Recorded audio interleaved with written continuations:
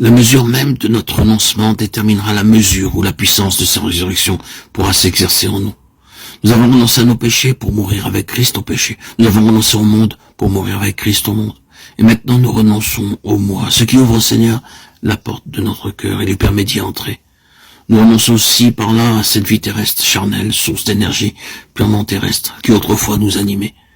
Et portant toujours en nos corps la mort de Jésus, nous sommes amenés à puiser toujours davantage à sa vie, qui se manifeste dans nos corps mortels et vivifie ceux qui nous entourent. Quiconque aime son père ou sa mère, son fils ou sa fille, plus que moi, n'est pas digne de moi.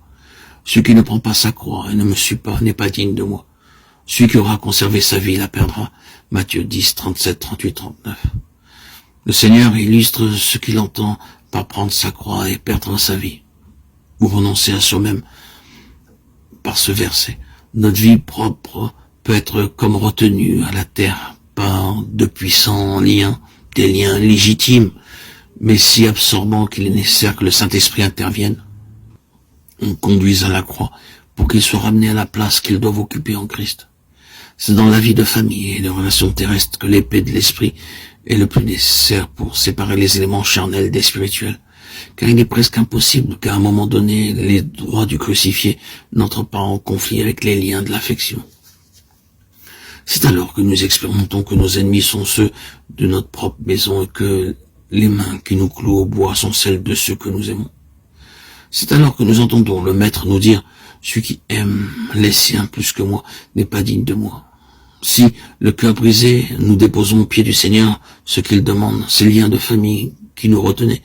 Si nous perdons tout par amour pour lui, tout nous sera rendu, transfiguré, centuplé par les joies du ciel. Il faut qu'il en soit ainsi chez tous ceux qui suivent l'agneau. Et si pas à pas nous marchons avec lui, si en toute chose nous recherchons la volonté de Dieu, alors le jour viendra, comme il va aussi pour notre divin modèle, où nos frères croiront en nous et où ces paroles s'accomplirent à la lettre. Celui qui perdra sa vie la retrouvera. C'est l'épée de l'esprit, la parole de Dieu, qui opère cette séparation entre tout ce qui est charnel et ce qui procède d'un pur esprit. Hébreux 4, 12. Si comme nous y sommes exhortés, la parole demeure en nous abondamment et qu'elle opère cette séparation, nous devons aussitôt haïr tout ce qu'elle nous révèle comme charnel et l'abandonner, le perdre, le mener à la croix. Voulons-nous suivre l'agneau? Voulons-nous que sa vie soit manifestée par nous à ceux qui nous entourent? Alors, il nous faut connaître les profondeurs de la croix, de sa croix. Pour entrer dans tous les privilèges que sa mort nous a acquis, il nous faut renoncer à nous-mêmes, haïr notre vie propre pour que la sienne puisse se manifester en nous.